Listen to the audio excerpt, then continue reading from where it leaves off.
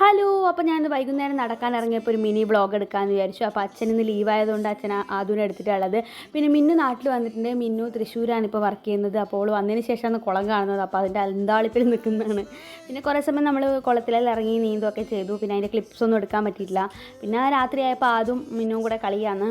അതിപ്പോൾ ഓരോ കാര്യങ്ങളിങ്ങനെ പഠിച്ചു വരുന്ന പിന്നെ ആൾക്കാരെയൊക്കെ ഐഡൻറ്റിഫൈ ചെയ്യാൻ തുടങ്ങിയിട്ടുണ്ട്.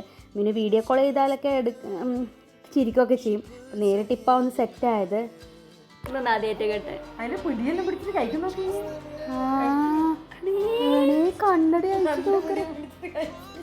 ഇനി വെക്ക് മറ്റേ രജനീകാന്ത് സ്റ്റൈല് വെക്കണ, തിരിച്ച് കണ്ണട വെക്കണ.